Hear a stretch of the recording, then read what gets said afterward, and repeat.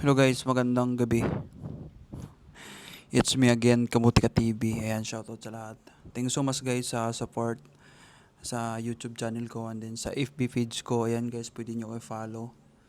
And then, pwede nyo ko PM doon. Ayan guys, magre-reply tayo pag hindi tayo busy. Ayan na, pasensya na sa mga hindi ko pa nare-replyan sa mga nag-PM sa akin sa FB page ko. Ayan, gagawa natin ang paraan yan guys kasi dami kayo nag-PM doon. Abangan nyo ako guys sa mga live ko sa FB page ko. Same name Kamutika TV. Abangan nyo ako doon pag may mga tanong kayo na hindi nyo alam o curious kayo dito sa Macau. Ayan, pwede nyo ako doon sa mga live ko, pwede nyo ako doon tanungin. Ayan, kasi pag live guys, may papaliwanag ko na maayos and maiintindihan nyo. Kasi pag sa comment section lang tayo nag-usap, walang mangyayari. Matagal yan. Kaya guys, mas maganda abangan nyo ako sa live. Yan, follow nyo ako doon sa FB page ko para maabangan nyo ako pag may mga live ako. Yan, doon tayo mag-usap sa live.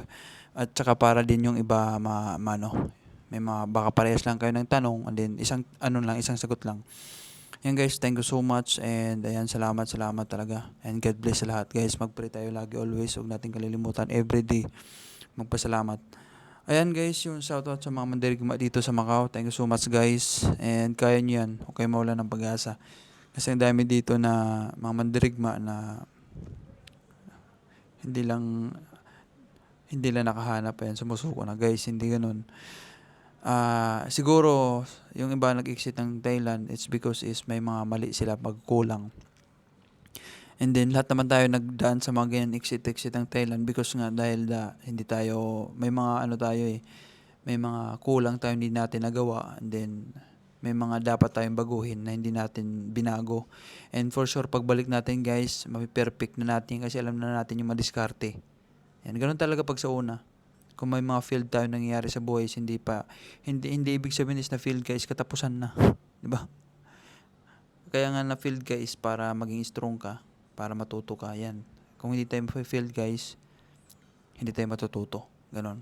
Yung field natin guys is hindi yun hindi ibig sabihin is wala na, tapos na. Yun pa lang yung umpisa. Doon ka matututo at doon ka babangon para sa para sa lahat naman para maging ka ulit, 'di ba? Maging malakas, ganoon. Tsaka prayer guys, prayer kasi si Lord lahat yan yung may gawa. Kaya ka na-feel dahil may mga bagay pa siya na gusto ipagawa sa'yo and meron talagang bagay na para sa'yo. Kung gusto mo ng cleaner tapos ni-feel ka doon, si Lord is may nakanda para sa'yo na ibang trabaho na mas deserving ka doon and kaya mo at mas malaki yung sahod. Ganun guys. Kaya lagi tayo mag-pray, magdasal, magtiwala sa Kanya. Ayun guys, ito yung topic natin ngayon for today's video. Huwag na natin patagalin guys. Pasensya na tayo kasi nagawa tayo ng yelo. Hindi lang natin matigas pa Ayan guys, share nyo to sa mga mandirigma dito sa Macau. Hindi sa pupunta ng Macau, dapat mapanood nyo to. Ayan, para may mga matutunan kayo dito sa Macau. Magbibigay lang ako ng reaction guys about dun sa nabalita dito sa Macau. Nabalita about sa mga nangyari dito na ang dami pala nila na scam guys. Ang dami. Nasa 30 ba? I'm not sure guys, pero marami. Lagpas ng 20. Ang dami nila na scam na sa yan, 22,000 daw per head. Ang dami, di ba? Ang dami. Kahit sabihin natin na 18 lang yun or 15, ang dami na nun guys. Di ba? Ang dami. Kaya guys, itong i-advise ko is para sa inyo. Para experience ko lang din and sana may matutunan kayo dito and pag-isipan nyo guys, pag-isipan nyo mabuti yung mga ina-accept na mga offer sa inyo. At saka iwasan nyo guys yung ng mga agent dyan, agent or dyan sa Baykubo na yan, sa mga page dito sa Macau nag-aalok ng trabaho guys, iwasan nyo yan. Diyan kayo mapapahamak. Totoo. Diyan kayo mapapahamak. Diyan kayo, pagsisisihan nyo. Yung gawin nyo is mag-apply kayo mismo sa agency. Huwag kayo makipag-transaction sa mga Pilipino dito sa Macau. Pag nakapag-transaction kayo dito, nakipag-transaction is mostly is mapapagastos kayo, ma-scam kayo, mapapalaki yung gastos nyo. Totoo, kasi hindi yan papayag na hindi sila makakuha ng pera, Pilipino pa, 'di ba? Ako, Pilipino din ako siyempre. Kaya alam ko yung ano, alam ko yung ano ng mga Pilipino dito, eh. Oo. Alam ko yung mga karakas dito ng mga Pilipino, mga agent-agent daw ko, no? Totoo, guys. Yung lumalapit lang naman diyan is mga tamad mag-apply. Totoo. Gusto agad makatrabaho, 'di ba? Pero napagastos, nangyari is napasama, 'di ba? Napasama sila kasi kakamadali. Yan guys, mag-apply kayo doon mismo sa mga agency. Tiyagain nyo talaga. Kasi yun yung ginawa ko, eh. Tiyaga talaga. Ako, wala naman akong may agent. Hindi ako nagbayad sa mga agent na yan. Guys, huwag kayong tamarin kasi yun yung pinunta nyo dito. Ang dami mga kaibigan ko na walang agent. Sa mga agency lang sila nag-apply, nagtiyaga, nagtiis sa init, sa ulan. Ayan, nag-pray sila siyempre. Diba? Kasi kung hindi mo gagawin yan, gusto mo talaga instant. 'Di ba? Ang lahat ng bagay guys hindi minabadali, may proseso 'yan. Kung madaliin mo man 'yan, mabilis mawala din, 'di ba? Ganun 'yun. Ganun lahat, hindi lahat minamadali guys. Mag-ano kayo, magtiyaga, magdasal, magsipag. Ganun 'yun, ganun sikreto dito. Walang instant. Kung gusto mo ng instant dyan, sabay kubo, maghanap ka ng agent, ang laki ng gastos mo guys, hindi ka makakatipid, scam ka pa. Yung nangyari ngayon guys, ikukwento ko lang, based lang din sa pagkakaalam ko, wala, disclaimer lang, hindi ko to alam yung mga nag-ano lang sa akin, mga kaibigan ko na in-inform lang ako about dito. Sabi ko, scam yan pag ganyan, pag may malaki kayong example, may nag-alok sa inyong trabaho tapos malaki yung bigayan, sabihin natin 22, 20, 25. Guys, wag nyo nang anuhin yan. Kahit sabihin natin na start ka na kagad, guys, scam yan. Diba? Wag kayong mag-ano ng ganong kalaki kasi mahirapan kayo, hindi nyo mababawi agad-agad yan. Sa liit tapos yung sahod ang liit. Hindi nyo kayang bawiin yung 22,000 MOP. Ang laki niyan, 22 or 20, ganun kalaki. Ang laki niyan guys. Kaya pag may nag-BPM sa akin, idol, ganito yung placement ko, 30, 25, sabi ko wag. Kahit sabihin natin na legit yan, wag. Niloloko mo lang sarili mo. Niloloko mo lang, totoo. Kung mga 10,000 lang yan, MOP yan, pwede yan. Oo. Tapos wag mo agad bayaran. Dapat i-make sure mo muna na, green chop muna bago ko i-fall yung payment. Papayag naman yun sila, papayag yan. Sabihin mo, depende lang sa pakiusap mo, Pag sinabi nila na ipo-force ka na, hindi namin ipa-process yung papel mo hanggat di. Sige, wag mo i-process. Ganun lang. Hindi yung, okay, maghanap ako, hindi ganun. Dapat sabihin mo, okay, give me the, I give this amount first, and then if the green chop is, andito na-process na, mag-exit na ako, doon pa lang ako doon ko ibabayaran ng full. I want to make sure, sabihin mo, gusto mo i-make sure kasi ang daming mga scammer sabihin dito sa Macau na ganun. Tapos pag nabayaran na, wala, hindi mo na makita. Sabihin mo rin kasi sa kanila, maging honest ka na, pero wag ka magbayad ng full kasi mamaya scam yan. Lugi ka, kawawa ka, dapat gamitin mo yung utak mo. Utak yung gamitin, at saka common sense. Kung dyan ka lang sa Baykubo na madami account yan ng mga nagpo-post, scam yan. Niloloko mo lang sarili mo. Diba? Niloloko mo lang sarili mo. Totoo. Yung mga nag-abang-abang dyan, interested, nako, wag mo nang sisihin yung sarili mo kung may scam ka. Kasi ikaw na mismo dun yung lumapit. Diba? Magbibigay ng line up fee, para sa interview. Walang bayad sa interview dito guys, libre. Pag sa mga agency ka nag-apply. Yun yung kaibahan. Yung mga nagpo-post na yan guys, nako, ilang beses na ako nagsasabi, nagpapaliwanag, nag-inform, nagbibigay ng awareness, pero andyan pa rin kayo, diba? Pero mas maganda yun, experience para matuto kayo. Ganun lang yun. Yan guys, pag may malalaking placement, huwag nyo nang place lang, kasi kawawa kayo, diba? Alam yung tendency dyan pag mga ganyan na mayroong mga malalaking placement, mauutak mga yan, especially pag may mga Pilipino na involved doon sa mga transaksyon na ganyan. Nako, delikado pag Pilipino kasi mga Pilipino mautak yan pagdating sa pera, 'di ba? Gagawin niyan is okay. Itong taong to, example, mga senaryo ko lang to na possible na mangyari ito. Example is sasabihin na ito, tatanggap tayo ng tao 3. Yan. Isipin natin, example lang natin na tag 22,000 per head. O magkano na yun? 22 times 3. O nasa ano na yun? Nasa 60 mahigit. Diba? Sasabihin niya, okay, bigyan natin ito ng green chop para sabihin legit. O bibigyan. May mga transaction dyan sila, mga residente na ano. Kasi pwede lang dito kumuha ng mga quota is mga residente ng Macau. Ayan sila, mga Pilipino ng mga residente dito, yan, mag-ano yan, example, kasabwat doon sa sa placement na yan, sasabihin, okay, kuha tayong tatlo, 60,000 na MOP.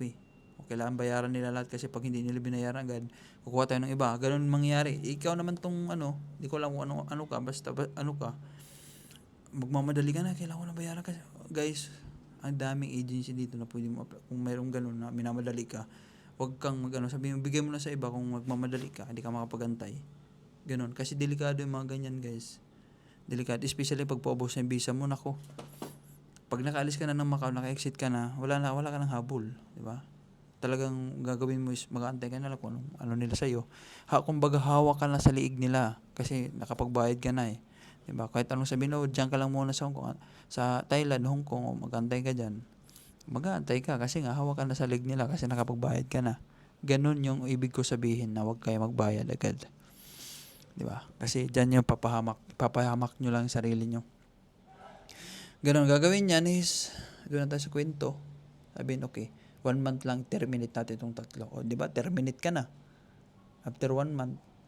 Terminate dito is pag terminate ka sa trabaho, bibigyan ka lang immigration is 2 days. 2 days ka doon. 2 days ka lang dito, kailangan mo mag-exit kasi pag di ka nag-exit after 2 days, ma-OS ka na, overstay ka na. Di ka nabibigyan niya ng immigration. Pwede mag-exit ka ng Hong Kong after 2 days, pagbalik mo dito, 10 days, UB na yun. Matatagalan ka bago makabalik, 50 days ka bago makabalik ulit kasi ginamit mo yung UB mo eh. Ayan, after 2 days, exit ka na ng Macau, wala ka ng habulon sa kanila. Goodbye ka na. Yung mangyayari is kukuha na ulit sila ng bago. O, di ba? Another 3 na naman, 22. Ang laki na lang nila. 1 month lang. Ang laki ng kita nila dito sa mga Pilipinong TNT. Alam mo yung TNT, iba hindi yun Yung TNT is tanga. Tanga. Yun. Ang laki ng kita nila dito, di ba? After 1 month, terminate na naman, di ba? Hanggang maka 1 milyon na sila dito. Dahil lang doon. Ganun ka-utak mga Pilipino dito. Diba? Hindi naman lahat ng residente ganun eh. Pero may mga kalukuhan dito Kasi nga, alam nila, turista. Pag nakalabas na ng Macau, wala ka ng habol. Diba? Makabahabol ka ulit, balik ka na naman pagbalik mo na. Ay, anong gagawin mo? Makukulitin mo sila? Nako, pwede ka nila i-block nun. Pwede ka nila i-deny, hindi naman magbayad yun, wala namang ebidensya. Nako. Diba? Kasi walang resibo dito yung mga placement binabayaran. Pero pag sa agency ka mismo nagbayad, sa loob mismo, tapos mga in-check ka sa transaction mo, yan, legit yan. Pero pag Pilipino, nako, may trust issue ka sa mga Pilipino pagdating sa mga ganyan. Guys, pasensya na. Kasi yung kalaban natin dito sa Macau is kapwa Pilipino din natin. Kaya guys, i-share nyo to sa mga sa mga mandirigma dito sa Macau, yung mga pupunta dapat mapanood nyo to. Ganun nangyayari dito sa Macau. Pag malalaki yung huwag nyo nang tanggapin. Kasi ganun mangyayari. Yan sila, yung iba pinapasok lang ng 1 month, terminate na. Ang dami nila guys, terminate. Yung iba nga pinaantay. Nakailang exit na ng Thailand, wala pa rin, di pa rin binibigyan ng Siyempre, kailangan mo mag-antay. Antayin mo yun kasi nakapagbayad ka na doon. Yun yung problem. Di ka makapag-apply sa iba kasi nakapagbayad ka na. Diba? Ganun yun. Kaya guys, huwag kayo magbabayad agad-agad. Dapat i-make sure nyo muna na sureball na yan. Dapat sa mga agency. Pero sa mga agency naman, pumapayag naman sila na hindi mo na agad bayaran placement ang buo hanggat wala pa yung green chop. Depende sa pakikiusap mo. Pakiusap ka kasi. Hindi yung pag may nadali ka, agalig-gaga ka rin. Guys, walang hindi kayang maayos pagdating sa pag-uusap ng maayos. Walang problema, hindi kayang ayusin. Diba? Sabihin mo, wala kang pera. Maging honest ka na, pwede ka magmakaawa ka nun para payagan lang na na baka pwede 10% lang muna ibigay ko sa buo na placement. Babayaran ko naman sa pag dumating ng green chop ko, yung working permit ko, magbabayad ako. Ganun dapat guys dito sa Macau. Hindi yung magmamayabang ka, ano, pag sinabing kailangan mo to, ano, ganun naman talaga sila, yung mga agency, na kailangan mo i-prepare this, ano, amount, pagkatapos ka magpirma doon, kasi sureball na yun, pag nagpirma ka doon, may nakalagay doon ng pangalan mo, pangalan ng employer mo, sureball na yun, tapos kinuha yung passport mo, kinuha yung last name ng magulang mo, nanay, tatay mo, sureball na yun, napasok ka na. Pagkausapan mo na, ma'am, can I give the 10% first and then the full payment I will give it when my green chop arrive, ganun lang, pag-usapan nyo na maayos. Pag-usapan ka, because I don't have money and then I need to look for that amount in my family. Ganun, I need to get money, borrow, ganun. Pag-usapan mo, hindi yung magmamayabang ka na, mayabang ka na wala naman, di ba? Ganun guys, gawin nyo.